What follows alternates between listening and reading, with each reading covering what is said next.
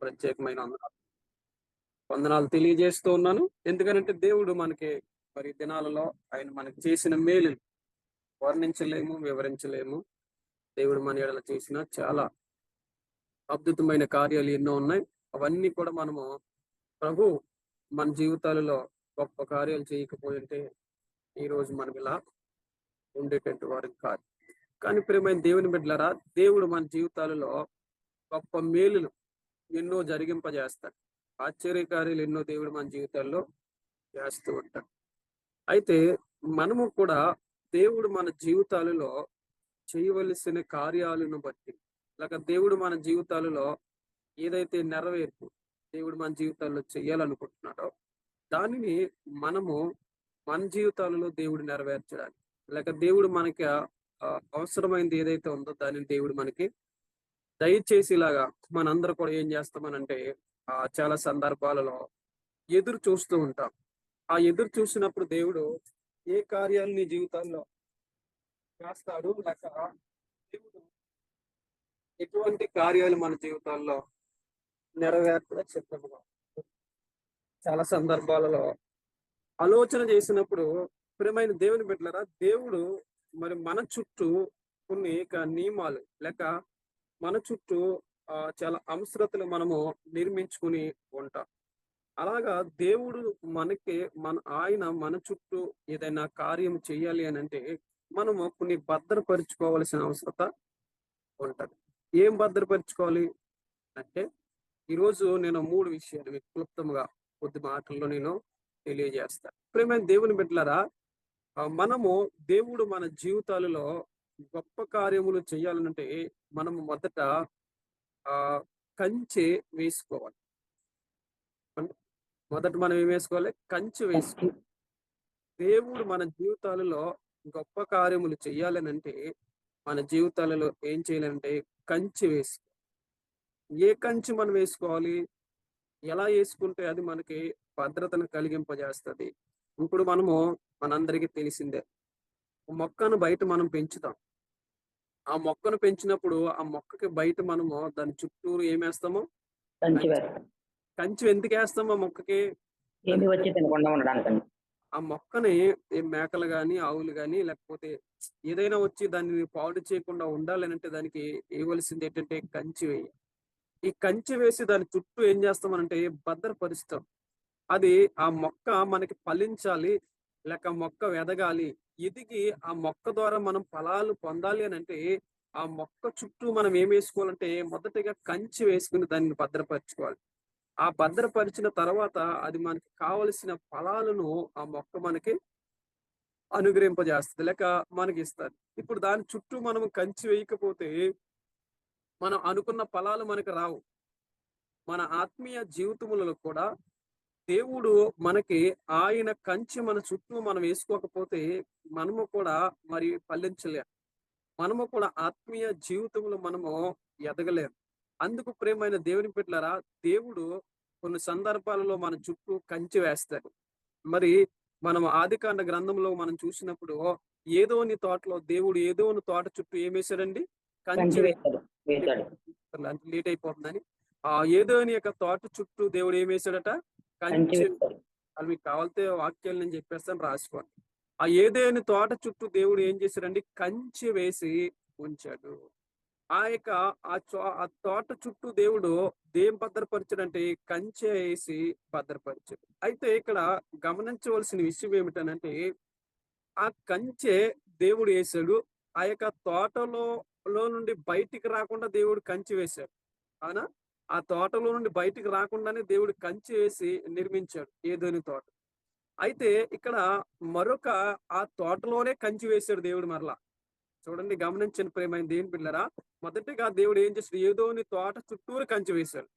ఆ కంచె వేసిన దేవుడు తోటలోనే మరలా కంచె వేశాడు. ఎక్కడ వేసాడు కంచె అంటే ఆ తోటలోనే దేవుడు వేసిన కంచె ఏంటంటే జీవవృక్షములు ఇచ్చే ఫలము యొక్క చెట్టు దగ్గర దేవుడు కంచె. ఎలా కంచె వేశాడనంటే ఆ యొక్క ఆదాముతో చెప్తూ ఉన్నాడు, అవత దేవుడు తెలియజేస్తుంది, ఇదిగో ఈ యొక్క ఏదోని తోటలో ఉండే ఫలవృక్షములు పళ్ళు అన్ని కూడా మీరు తినొచ్చు, మీకు ఏది అడ్లేదు, ఇదిగో నేను నీకు నిర్మించిన ఈ తోటంతా నీదే, నిష్టాసరంగా మీరు తిరగొచ్చు అని దేవుడు వారితో చెప్పినప్పుడు వారు ఇష్టాసరంగా తిరిగారు. అయితే ఈ జీవవృక్షములు ఇచ్చే యొక్క ఫలము మీరు తినవద్దు అని దేవుడు ఒక ఆజ్ఞ వారికి ఇచ్చాడు.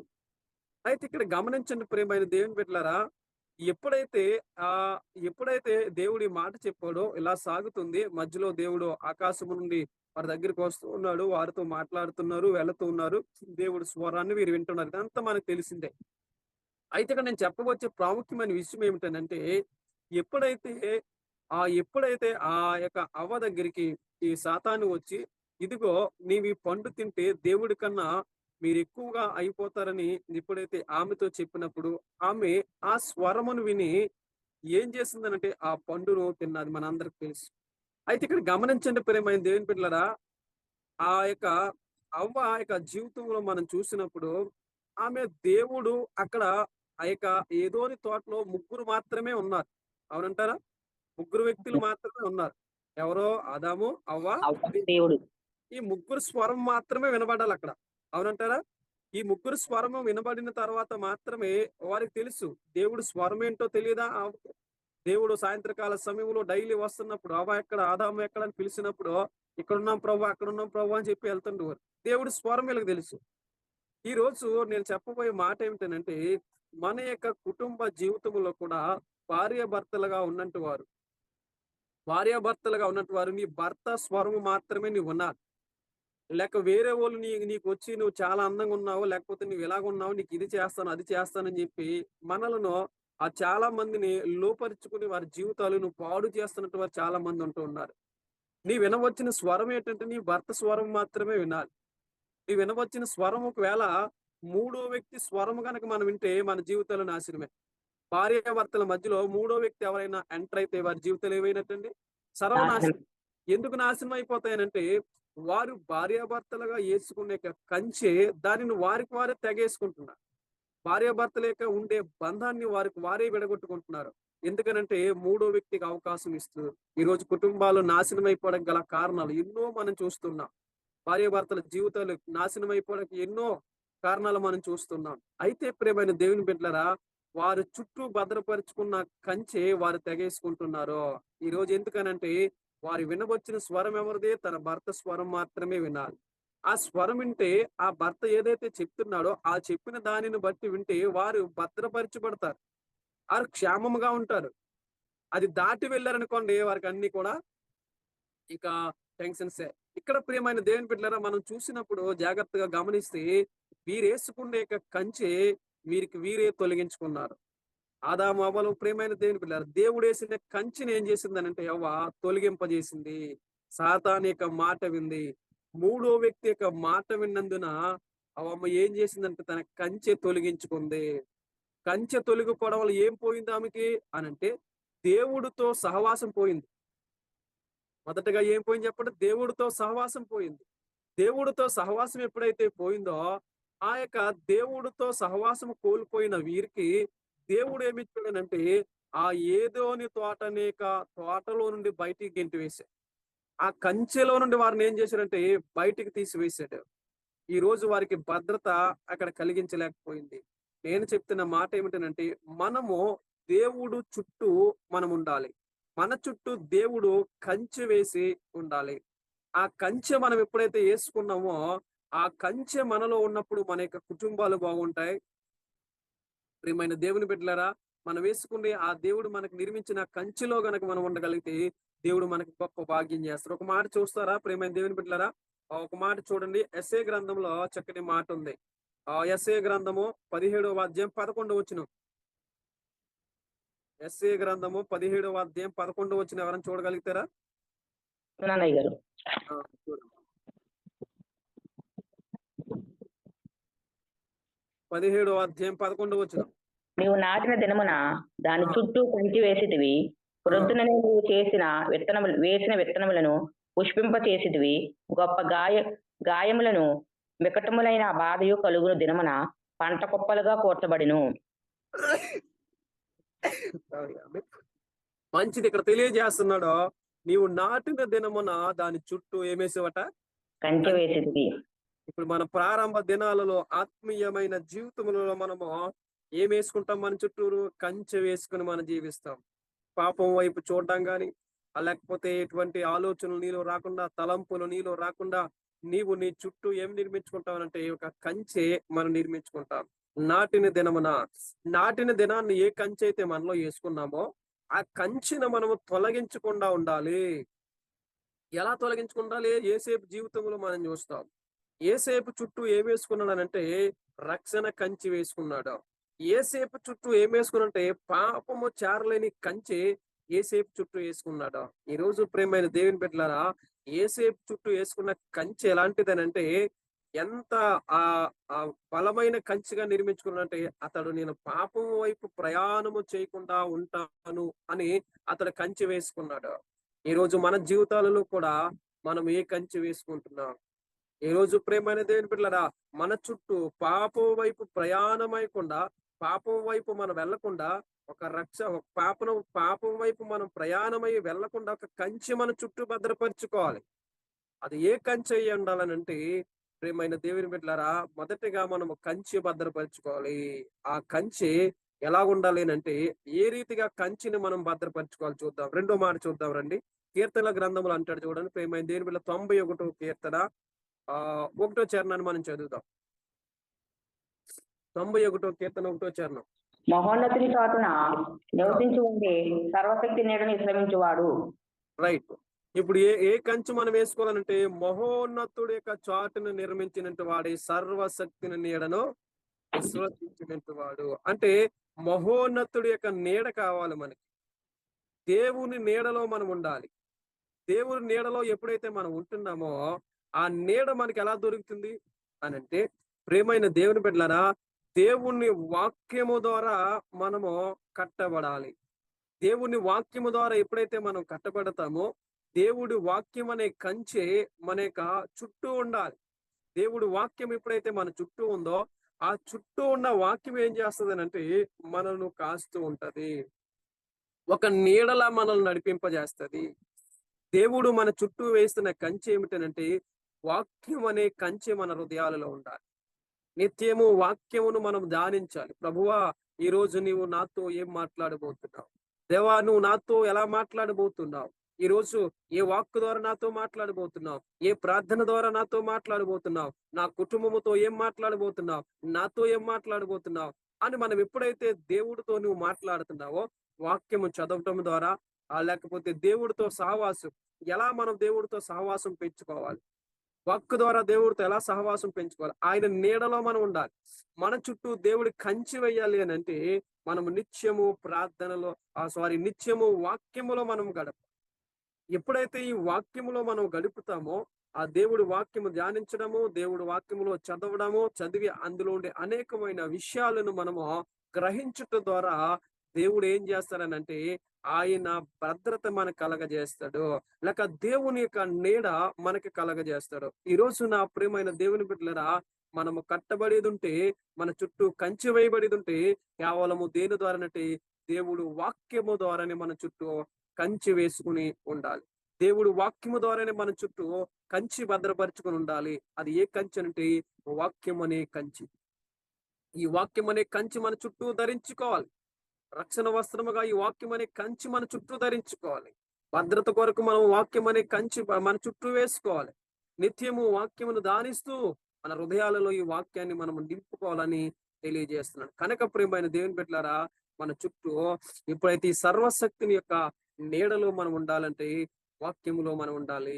ఇలాగ మనం జీవించాలని దేవుడు తెలియజేస్తున్నాడు. మరొక మాట, మరో కంచె మనం వేసుకోవాలి. అది ఏ కంచె వేసుకుంటే మనకు బాగుంటుంది అనే మాట మనం చూస్తే అక్కడ తెలియజేస్తున్నాడు. ప్రియమైన దేవుని బిడ్డలారా, యోబు భక్తుడు తన కుటుంబం చుట్టూ ఒక కంచె వేశాడు. ఆయన వేసిన కంచె ఒకసారి మనము చూద్దాం. ఏ కంచె వేయాలి మూడోది అనేది నేను చెప్తాను. ఒకసారి మరొక మాట, ఎపిసిల్ రాసిన పత్రిక తీనమ్మా, అక్కడ చక్కటి మాట ఒకటి కనపడుతుంది.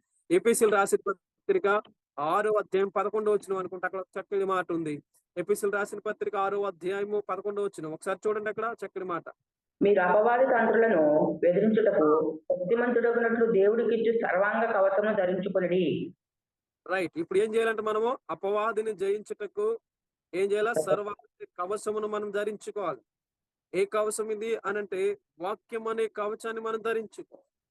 సర్వశక్తుడు అపవాదిని మనం ఎదిరించాలేనంటే, అపవాదిని మనం జయించాలంటే, అపవాది యొక్క తంత్రముల నుండి, అపవాది క్రియల నుండి మనం విడుదల పొందాలి అనంటే, ఈరోజు నువ్వు ధరించవలసిన కవచం ఏమిటనంటే వాక్యమే. ఇలాగ వాక్యం అనే కవచాన్ని మనం ధరించినప్పుడు ప్రియమైన దేవుని బిడ్డలారా, నువ్వు అపవాదిని జయిస్తావట. అపవాదిని జయించడం అంటే మామూలు విషయం అండి. ఏమండి, మామూలుగా అపవాదిని మనం జయించగలుగుతామా అనంటే మనం జయించలేం. ఈరోజు అపవాదిని జయించాలంటే దేవుడు వాక్యము మనలో ఉండాలి. దేవుడు వాక్యం ఎప్పుడైతే మనలో ఉందో, ఆ వాక్యము ద్వారా ఆ యొక్క అపవాది యొక్క క్రియలను, అపవాది యొక్క అలవాటులను, లేక అపవాది మనపై చేస్తున్న దాడి నుండి మనం ఎదుర్కోగలుగుతాం. ఎదుర్కోవాలనంటే మనము దేవుడు వాక్యం మనలో ఉండాలి. దేవుడు వాక్యం మనలో ఉన్నప్పుడే ప్రియమైన దేవుని బిడ్డలారా ఎటువంటి యొక్క క్రియలను మనము ఎదుర్కోగలుగుతాం. మరొక అంశాన్ని నేను చూపిస్తాను. ప్రియమైన దేవుని బిడ్డలారా, మరొక మాట చూద్దాం. యోబు గ్రంథము 1వ అధ్యాయం 10వ వచనంలో చక్కటి మాటను చూడండి అమ్మా. యోబు గ్రంథము 1వ అధ్యాయం 10వ వచనం. అక్కడ చక్కటి మాట, అమూలమైన మాట రాయబడి ఉంది. నీవు అతనికి, అతని ఇంటి వారికి, అతనికి కలిగిన సమస్తమునకును చుట్టూ కంచె వేసేది కదా. రైట్. ఏమంటున్నాడు ఇక్కడ ప్రియమైన దేవుని బిడ్డలారా? వచ్చింది మనకు కావాల్సిన మాట. అక్కడ తెలియజేస్తున్నాడు, నీవు ఏం చేస్తున్నానంటే అతనికి కావలసిన దానిపైన, అతని ఆస్తి పైన, అతని ఇంటి పైన నీవు మొత్తము ఆ లెక్క సర్వము కూడా నువ్వేమేసావు అంటే కంచి వేసితివి కదా. ఎవరి చుట్టూ కంచి వేశాడు దేవుడు అనంటే యోబు చుట్టూ దేవుడు కంచి వేశాడు. నీవు అతని చుట్టూ కంచి వేసితివి కదా. అయితే నువ్వు అతని చుట్టూ కంచి వేసావు. ఈ కంచి వేసి ఉన్న అతన్ని నేను ఏం చేయగలుగుతాను అని ఎవరు అడుగుతున్నారు దేవుణ్ణి అంటే? సాతానుడు దేవుణ్ణి అడుగుతున్నాడు. ఏమనంటే, నువ్వు దేవుడి చుట్టూ కంచి వేసావు అబ్బాయి. యోబు చుట్టూ నువ్వు కంచి వేసావు. యోబు చుట్టూ నువ్వు కంచి వేసావు కనుక నేను యోబుని ఎలాగేం చేయగలుగుతాను? నీ కంచి వేస్తే ఎవరు టచ్ చేయగలుగుతారు?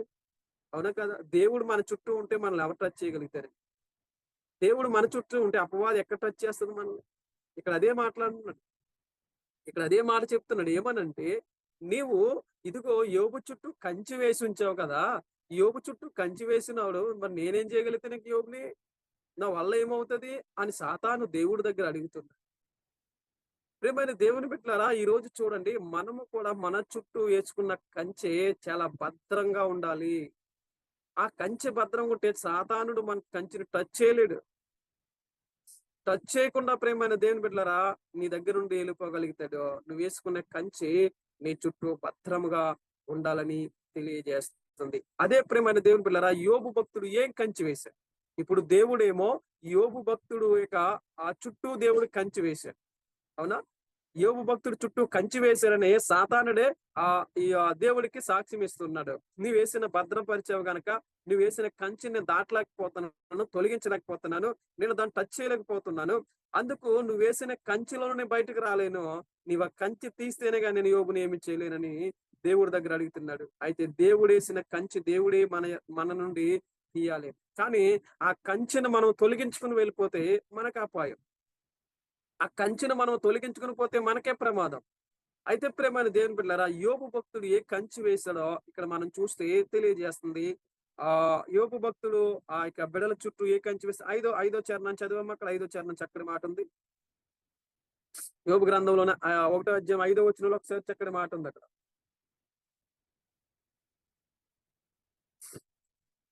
ఎవరన్నా? అయితే ప్రియమైన దేవుని బిడ్డలారా, ఇక్కడ చూడండి, ఆ యొక్క చరణంలో మనం చూసినప్పుడు యోబు భక్తుడు చుట్టూ కూడా ఏం వేశాడు అని అంటే దేవుడు కంచి వేసి ఉంచాడు.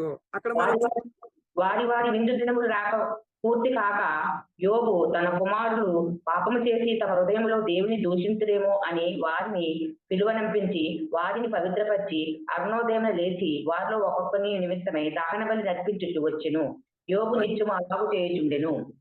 రైట్ అమ్మ. ఇక్కడ ఈ చదివిన సందర్భంలో మనకు అర్థమయ్యే మాట ఏమిటంటే, యోబు అరుణోదయం లేచి ఆ యొక్క బిడ్డల చుట్టూ యోబు ఏం చేశారట, ఒకరి నిమిత్తము వారి కొరకు దహన బలులను అర్పించిను. ఏ దాన బలి దేవుడు వాళ్ళ కుమారుల కొరకు అర్పించాడంటే, అరుణోదయం లేచి ప్రతి ఒక్క బిడలను అడిగి, నాయనా నువ్వు దేవుడికి నువ్వు ఏమైనా దూషించావా?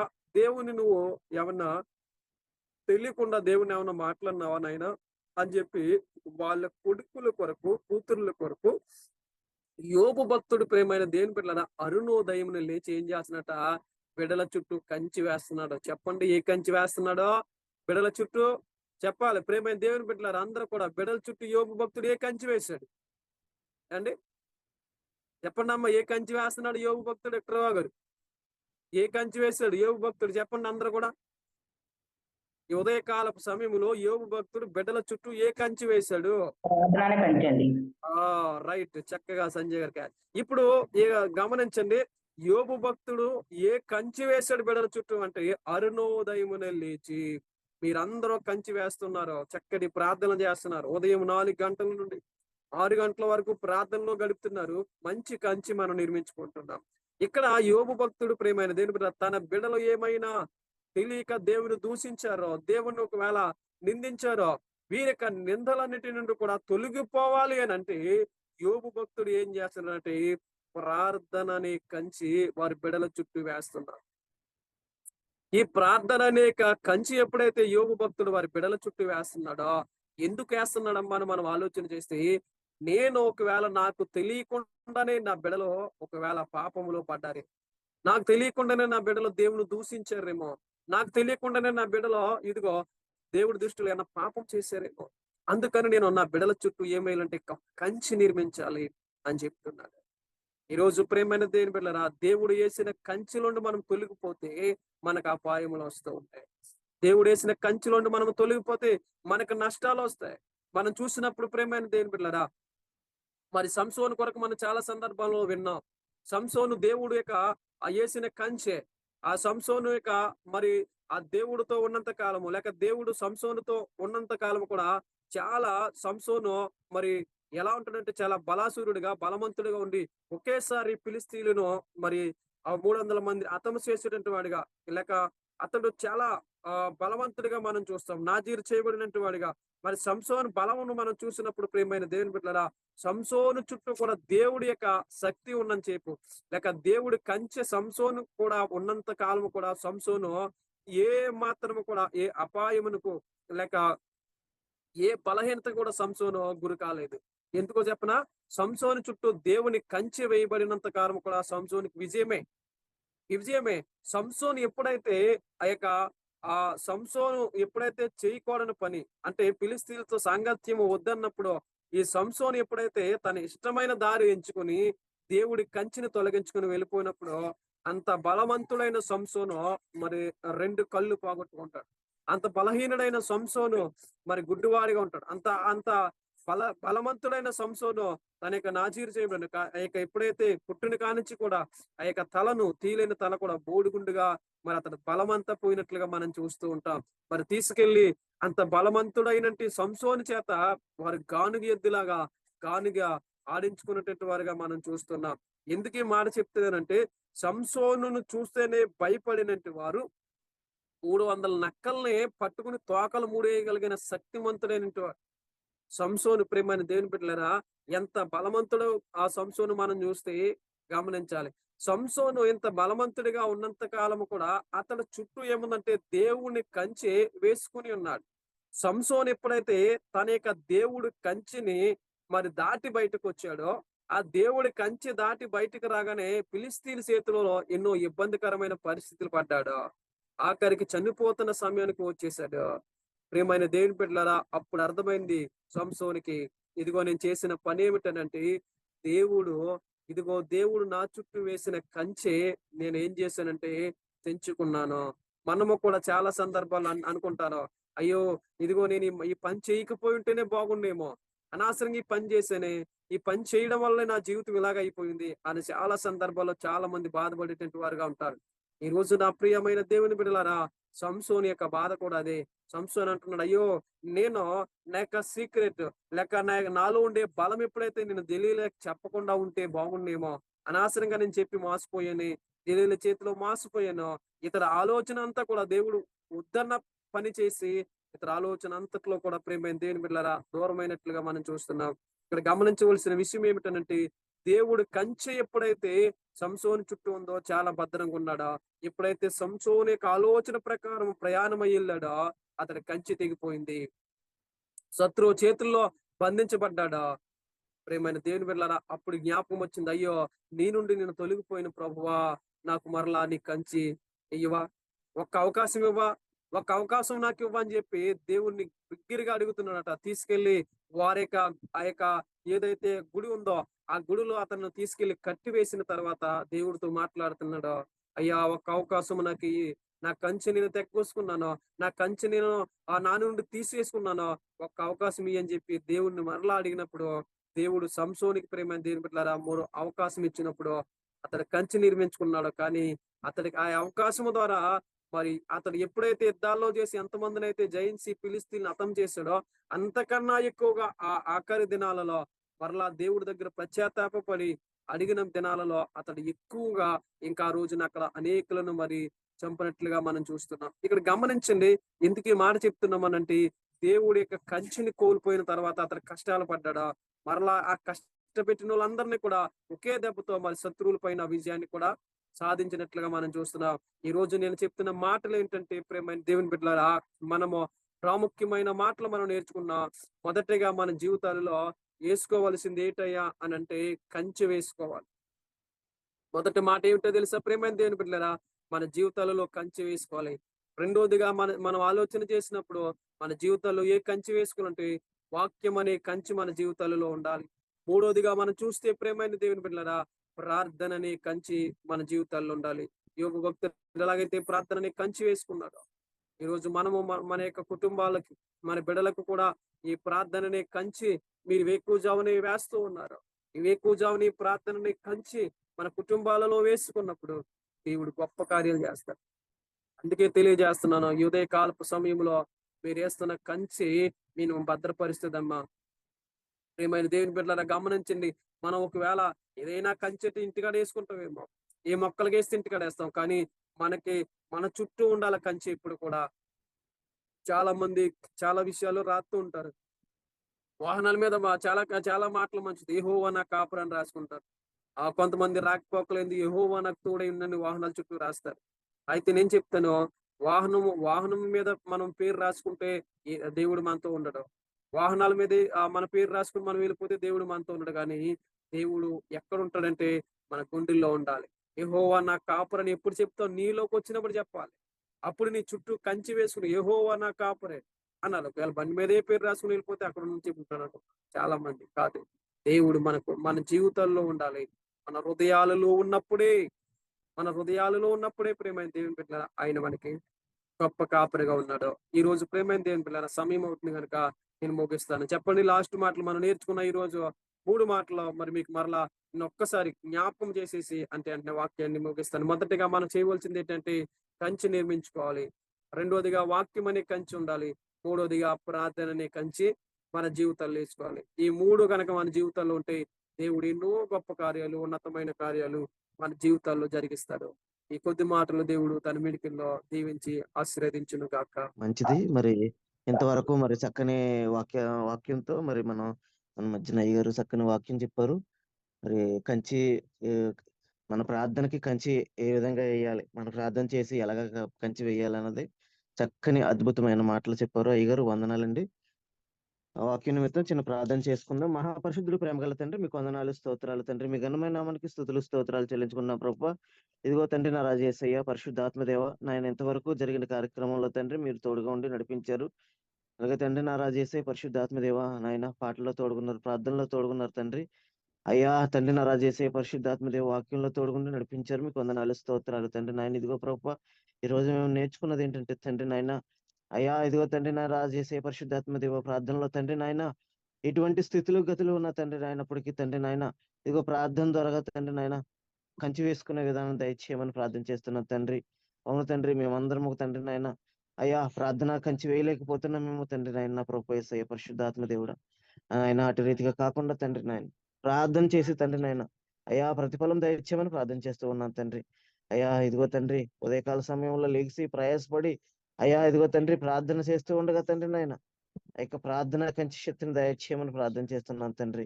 అయ్యా ఎటువంటి దురాత్మలు తండ్రి నాయన, ఇదిగో తండ్రి నాయన, ఇదిగో సాతాను ఏలుబడులు చేయకుండా తండ్రి నేను ఇంతవరకు తండ్రి నాయన ఇది కంచి వేస్తూ ఉన్నాను తండ్రి నాయన.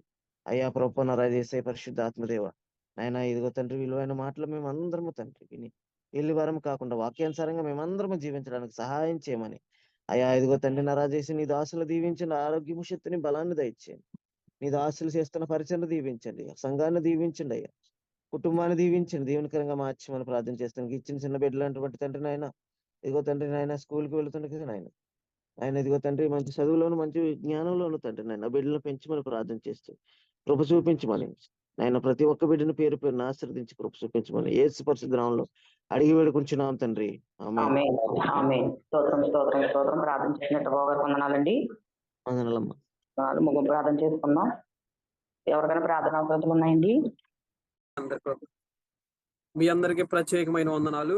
మరి ఇదే కాలపు సమయంలో మరి చక్కటి ప్రార్థనలు చేస్తున్నారు. ఎక్కువ జామునే మరి 4 గంటల నుండి ఈ యొక్క 6 గంటల వరకు కూడా మరి చక్కటి ప్రార్థనలు జరుగుతున్నాయి. మీ ప్రతి అంశంతో ఒకవేళ ఈ లైవ్ లో కనుక మీరు చూస్తే మీరు కింద కామెంట్ ద్వారా మీరు తెలియజేస్తే మీ కొరకు ఒకవేళ ఇప్పుడు ప్రార్థన చేయకపోయినా రేపు ఉదయం మీ కొరకు మేము ప్రత్యేకంగా ప్రార్థన చేసే పొందం ఉంది. మీరు పెడుతున్న కామెంట్స్ అన్ని కూడా మేము చూస్తూ ఉన్నాం. ప్రతిదీ కూడా మేము చూసి మీ కొరకు ప్రత్యేకమైన ప్రార్థనలు చేస్తూ ఉంటాం. కనుక ఇప్పుడు ఒకవేళ మేము ప్రార్థన చేయకపోవచ్చు, మా యొక్క అవేకుజాని మీ ప్రార్థన అవసరతలన్నీ కూడా మా ప్రార్థన బృందం చేస్తుందండి. అయితే గమనించాలని తెలియజేస్తూ చిన్న ప్రార్థన చేసుకుందాం.